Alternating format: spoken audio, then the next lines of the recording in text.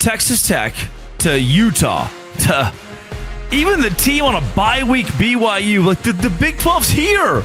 We're back. This is incredible. This is Locked On Big 12.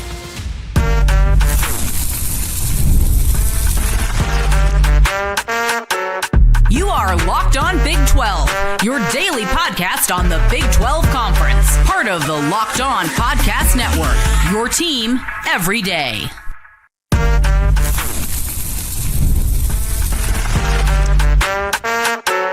You are Locked On Big 12, your daily podcast on the Big 12 Conference. Part of the Locked On Podcast Network, your team every day. Happy Sunday, everybody. Welcome to Locked On Big 12. I'm Drake Toll from America's #1 Big 12 podcast, Locked On Big 12. Thank you for making this show your first listen every single day. Effervescence, joy, happiness. Those are the words. I think I'm out of happy words to use here, but those are the words that I would use to describe this weekend in Big 12 play. If you're a Cincinnati fan, if you were a Houston fan, I'm sorry. There's no two ways around it. It probably sucks for you. But as someone who covers all 16 teams and wants the best for the entire conference, it is only nice that Miami would lose or Georgia Tech would lose, and I'll talk about that, but more so that the elite teams, the top teams in this conference, would win. And for Utah fans, I am specifically sorry to you that genuinely there are 3 schools better than everyone else in the league right now, and Utah is one of them. The Utah Utes, the BYU Cougars, and the Texas Tech Red Raiders are, in any way you want to put them, 1, 2, and 3. And it's probably BYU 1, Texas Tech 2, Utah 3. And the problem is they all played each other. That's the issue with the conference. Now, in the SEC, they tell you, oh, look how good our league is. Oh, we all beat each other up because we're all so elite. But in the Big 12, it doesn't count that way. So I'm sorry to Utah that you've been buried to 24th in the country this week when you are a top 15, maybe top 10 team in America. But because you have to play other top 10 teams like BYU and Texas Tech, you don't get the love you deserve. Today on this show, we will talk about the incredible nature of the weekend in the Big 12 Conference, all of the games that happened, then Utah, BYU, Texas Tech are very unlucky, super unlucky. I'll explain why. Followed up with West Virginia, the team of the week, the game of the week over Houston. I'll give you an in-depth look, my instant reaction, what it sounded like from that one. But to start, Texas Tech is just like that, man. Kansas State, red hot. NFL talent. I've said it. The most talented 4-4 team in America. The most talented bad team in America. The most talented underrated team and underperforming team in the country is Kansas State. Baron Morton walks out there and is good. If you thought Baron Morton is the reason Texas Tech won this game, you didn't watch this game. This was further proof that with a competent quarterback, 69, nice, 0.2 QBR for Baron Morton, with a competent quarterback from Dickey to Jacoby Williams to, I guess, fine, the defense. I buried the lead there. Right? The defense of Texas Tech is what leads the team. From the running back room to the defense, Jacob Rodriguez being the guy who I will highlight because, shocking, he is insanely good. John Curry, congrats on your touchdown. Texas Tech is elite. They're a very good football team. They couldn't figure it out one time, one night, one game against Arizona State, and they lost. Outside of that, they have been perfect. Their best start since 2008, which was a very good year for Texas Tech. This is an elite team in the Big 12 Conference. I'll talk more about them later. For Kansas State, a bowl game would be gravy at this point. A bowl game would be gravy. Arizona State, 24. Iowa State, 19. Iowa State's season is done. That sucks, man. Like, you're playing at home against Jeff Sims. I can't help you. I can't give you an excuse of like, oh, well, No. Like, the world was your oyster a few weeks ago, and you've lost 4 in a row now. From 5-0, top 15, to 0-4 in your last 4, 5-4 overall. Arizona State, credit to you. I think Arizona State is a very good football team, probably the 4th best football team in the Big 12. The injuries have been a serious issue for them. If they stay healthy, and they do have the pieces to be a good football team, they just got stuck with 3 losses. And with 3 losses, 9-3 is great. But God bless, I'm sorry that this season happened to you, because you could have been great. West Virginia, you should win that. Colorado, you should certainly win that. Arizona, you should win that. A 9-3 Arizona State football team is one that is an impressive 9-3 given the troubles they've gone through this season. UCF Baylor.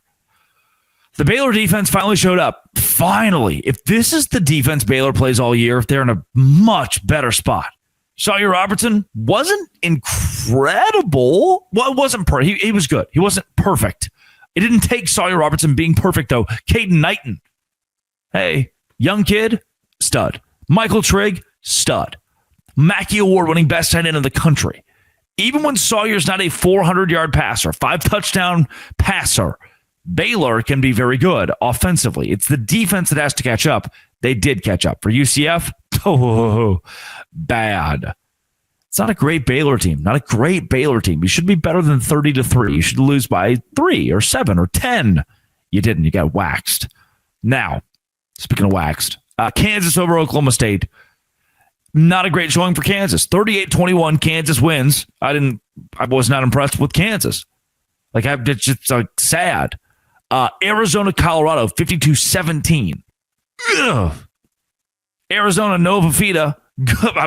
11 for 19 is not great. You're like, oh, that's not bad. 4 touchdowns, 11 completions, 4 touchdowns. Ismail Mahdi going 3 carries, 85 yards in the score, and the defense of Arizona ripping Colorado apart. Is Deion the answer? What do we ask about Deion? What do we do about Deion?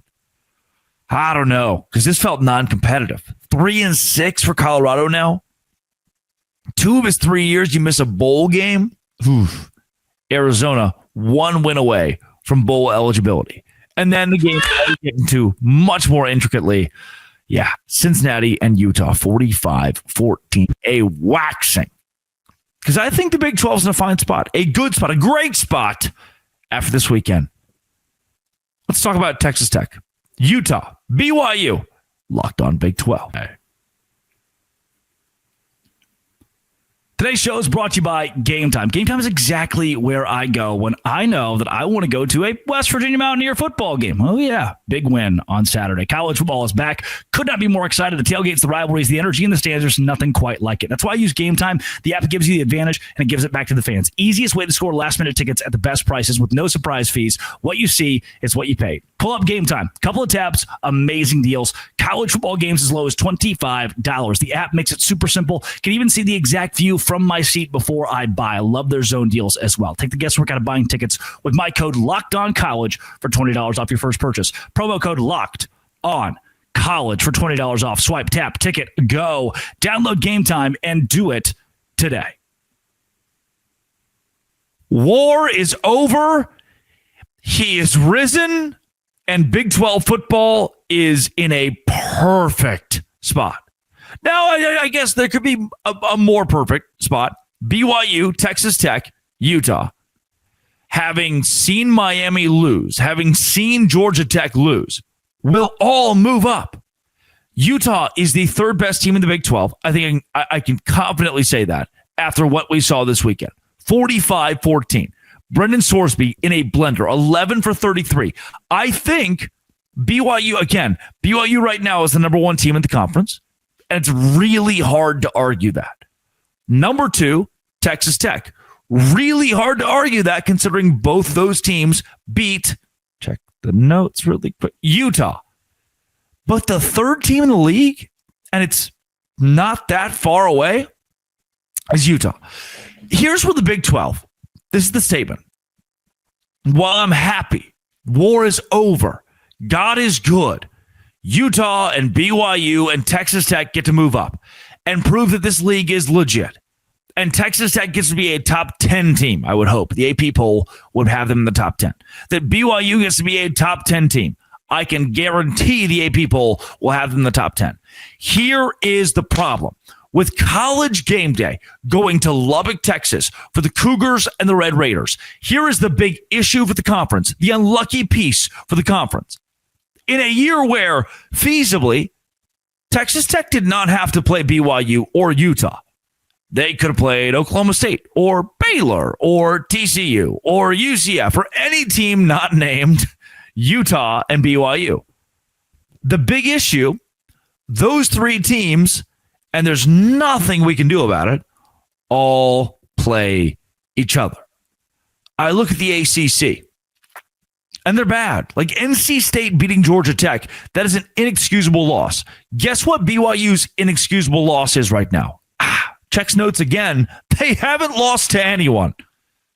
Guess what Texas Tech's inexcusable loss is? A team that will finish 9-3, Arizona State, and be a game out of the Big 12 championship game at 7-2 in league play, having gone to the playoff last year. That's not inexcusable. Check for Utah. Who's their inexcusable loss? They have just two losses to top 10 teams. Let me do that. Let me do this. I'm going to go full screen.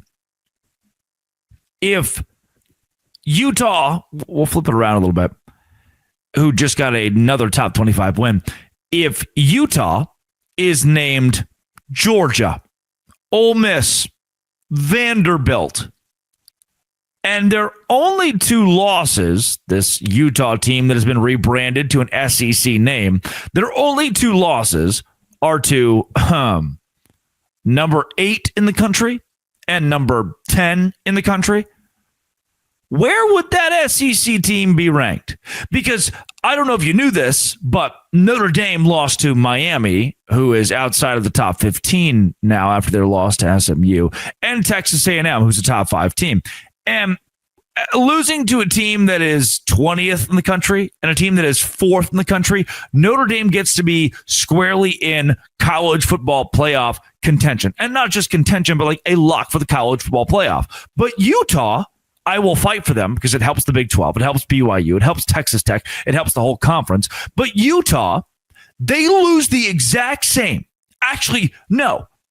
If we average it out, if we add together the ranking of the teams that Utah has lost to, it is a smaller number than the ranking of the teams that Notre Dame has lost to.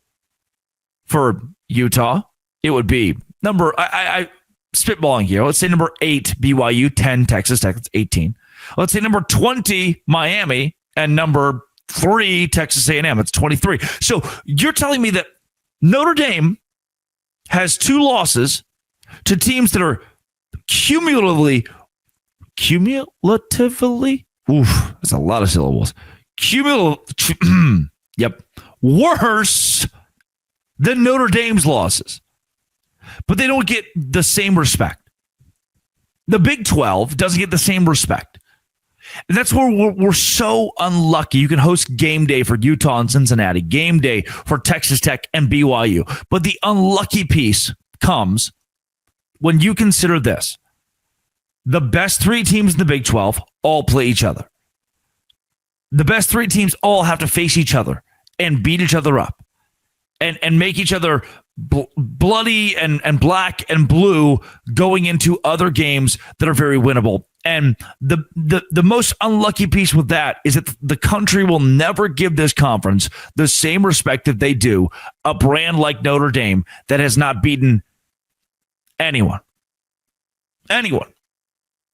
Like I had fully intended in this segment to go through the scores and the box score and the games and the players and the guys who had done it for Utah this weekend. I was so impressed with the Utes, their home crowd, the painted helmets, the ability. I don't think there's a better 2-loss team in the conference to represent the spirit of this league, to represent what we stand for as the Big 12 and showcase an elite atmosphere on national television, whether it be ESPN during the game or College Game Day in the morning. Utah is the cream of the crop, right there with Texas Tech or BYU right now when it comes to fan support for a school that could legitimately win the Big 12 in 2025. Those are your three schools. And I'm sorry, the short end of your stick is having to play the other elite teams, the other contenders. We don't get the same love that ESPN is going to give the SEC.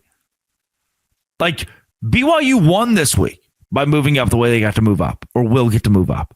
Texas Tech won this week by moving up and actually winning a football game. Utah won this week, but you still won't get to be Notre Dame. You still won't get to be Virginia. Like, if you want to say, oh, well, you know, we base this on which conference is weak and which conference is strong. Dog, the ACC, the Big 12 continues to pummel the ACC.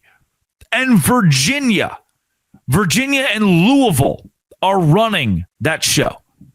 Clemson, Florida State, bad. There's no bell cow there. But you want to look at me and be like, well, we based a lot of this off strength of schedule and conference affiliation and how you do against top 20. Like, if you have a top 25 win against Clemson this year, you don't have a top 25 win. If you have a top 25 win against LSU this year, you don't have a top 20. If you have a top 25 win against Houston this year, you don't. You don't. Because we learned top 25 win against Kansas State, because we learned they probably didn't deserve to be there after all. And I just wish that it was all treated that way. But it's not. So war is over. Like, we have multiple top 10 caliber teams, 3 top 10 caliber teams in this conference. It's great to see, but you're unlucky, and I wish it wasn't this way. Coming up, West Virginia, Mountain Mama, Q Country Roads. The immediate reaction that I had to West Virginia over Houston was positive. This is Locked On Big 12. FanDuel is the place to be, and today's show is brought to you by FanDuel. Look, can I be honest with you? There are sometimes things happen. I had money on Houston to win the game against West Virginia. When they didn't, I was like, well, shoot, now what do? It's okay. I had copious amounts of money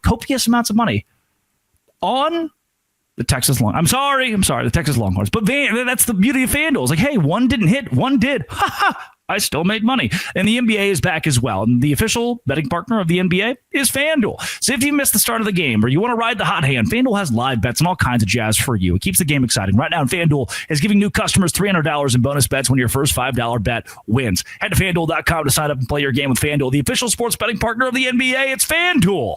FanDuel.com. Go to FanDuel and do it today. This is huge for West Virginia. I'm wearing my Charles Wesley Godwin West Virginia native shirt today because I'm so fired up that Rich Rodriguez is the guy. Pitt with the situation, by the way, this is maybe bigger news. It is. It's bigger news in the immediate for Utah and for BYU and for Cincinnati and Texas Tech taking another contender in Houston out of the Big 12 championship race.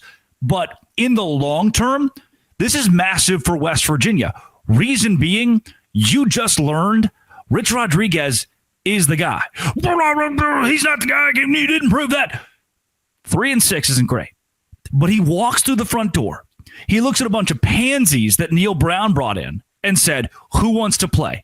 It takes him to Scotty Fox before he finds a starting quarterback, the 5th string quarterback. Everyone else on the team quits on the head coach, quits on the university, quits on the fan base. I shouldn't say everyone else, not everybody in the quarterback room either, but so many of these players that have entered the transfer portal in season or given up in season or gave up preseason and said, I don't want to be a West Virginia Mountaineer. What they're missing out on is the foundation, the building block of a program that's on the come up, of a program that Ren Baker has just said is going to invest, reinvest, give incredible and insurmountable investments in football to become elite year in and year out.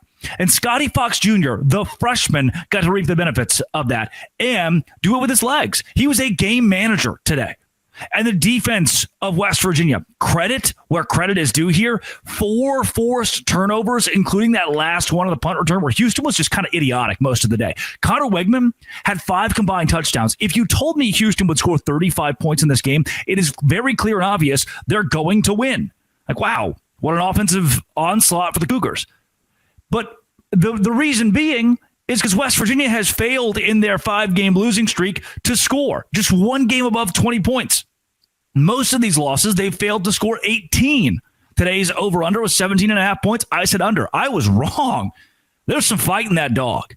And now, more importantly, what West Virginia has done is created this cohort of teams that are not necessarily at the top of the Big 12, because you can't be in the cohort at the top of the Big 12 if you're West Virginia right now sitting at 3-6. But what they have created is an opportunity for BYU, Cincinnati, Texas Tech, and even Utah to have a cleaner path at the Big 12 championship. Now the Utah Utes are looking at this game very intently and saying, okay, our door just got a little bit more open. We control our destiny just a little bit more down the stretch in this 2025 college football season and have the ability to still make the Big 12 championship if we beat Cincinnati. Now, obviously, that's the massive game, Cincinnati and Utah, and that is the game that everybody has their eyes on for the Big 12 championship purposes and should be tuned into for Big 12 championship purposes. But for West Virginia, and namely BYU fans right now, you're over the moon. You're over the moon that somebody else is out. Like, there was a possibility, and I think a lot of us that are watching the Big 12 championship race had this in the back of our minds. There was a possibility that BYU could go 11-1 and lose to Texas Tech and miss the Big 12 championship game because Houston got there. Now that's not a thing. Looking at this game, West Virginia was 4 for 4 on fourth down, 403 yards. The announcers mentioned it. 30 minutes and 29 seconds time of possession. That is rare for the Mountaineers this year, what they've been able to do. They're working with a skeleton crew. And they walked into Houston's house, and to be honest with you, if you're a Houston fan listening going, oh, well, that sucked. Yes, it did. But you kind of earned this one. You kind of deserved this a little bit. Like, I'm watching this game thinking, oh, shoot, no one's there. Where's the Houston faithful? Like, I would assume when you're in the top 25 and in the top 25 for the first time in a few years, you fired your coach and your second-year guy, and Willie Fritz comes in here, and now he's making finally a name for this university again under the tutelage of a guy who's not Dana Holgorsen, not Tom Herman, not Kevin Sumlin. And that's the crowd you put forth? That's some Baylor-level stuff right there. Like, Baylor's crowd was empty for homecoming today in their 30-3 win over UCF. I'm wondering, how are these Big 12 fan bases giving up on their schools? Give up on the coach, sure, but give up on the school? And for Houston to seemingly give up on the entire program today and just not come to the game? What are we doing here? West Virginia showed me last week, and I want to give some credit to the fan base. West Virginia showed me last week that the fans are the reason that there is still fight in that dog. That game against TCU was bad close, and you could tell the players were feeding off of what the fan base was giving them throughout the entirety of that night, knowing that, yeah, crap's not going very well for West Virginia this season. And a lot of the players have given up. But at this point in the year, at this juncture, when the crowd keeps showing up day in and day out, I think if the Houston crowd showed up today, maybe they got a better chance of winning. For West Virginia, it's what the heart of the state, the coal miners in the state have given and done for that school that has kept the players in it, that has kept the coaching staff in it, that has kept Rich Rod in it. It is a win like this, a road win against a top 25 team with a very good defense where you put up 400 yards and had a freshman quarterback in there. It is a win like this that propels your team to stay next year, that propels your team to build, that propels guys in the transfer portal to look and say, oh, they didn't roll over. Oklahoma State has effectively rolled over. West Virginia, because of the fan base, because of the coaching staff, because of Rich Rodriguez, says, look, it's going to take time, but as long as we got great singers and donors like Charles Wesley Godwin in our back pocket, we're going to be okay. The money can be there. Ren Baker's helping out, and he's going to give us an opportunity to win with Rich Rodriguez at the helm as Ren Baker continues to bring money and support into this program. I am blown away by what West Virginia did in this game. I am blown away by the heart. I'm blown away by the fight. I think Houston, all intents and purposes, 7-2 is still very good. Like, I'm not going to fault you at 7-2, but it's going to be really tough to climb back into the Big 12 title race because I think now, momentum-wise, you're looking at a Utah that could squarely be there. You're looking at a couple of these teams that, like a TCU, that could squarely be there going, we still mathematically have a strong chance to go to the Big 12 championship, or at least a chance that's better than a Baylor, better than a Kansas, these 3 lost teams, Arizona, or yes, even West Virginia, who just got its first Big 12 win. But what matters is how this sets the foundation for West Virginia Mountaineer football under Rich Rodriguez. He already got a top 25 win. Like, that's something Neil Brown couldn't do. Matt Rule didn't do it once at Baylor. That's crazy, dog. Rich Rod just did it. That's great, man. I'm excited for West Virginia fans. Congratulations. Like, soak this one up. This is, again, an opportunity for, and the country didn't respect Houston. They're not going to give a lot of respect to West Virginia for this, and that does suck. I'm going to tell you right now, that does suck. But I want to give my flowers to a fan base that deserves it, to a fan base that fought hard for this and just wanted something to cheer for. And thankfully, you got it this week. Over the moon happy, over the moon excited for the fans of West Virginia, over the moon for the people in that state who have done so much outside of the game of football to support a university that needs it and has it. Love you guys. You're awesome. This has been It Always Will Be. Locked On. Thanks for making it your first listen every single day. I don't know why I buried that. Dose Grande.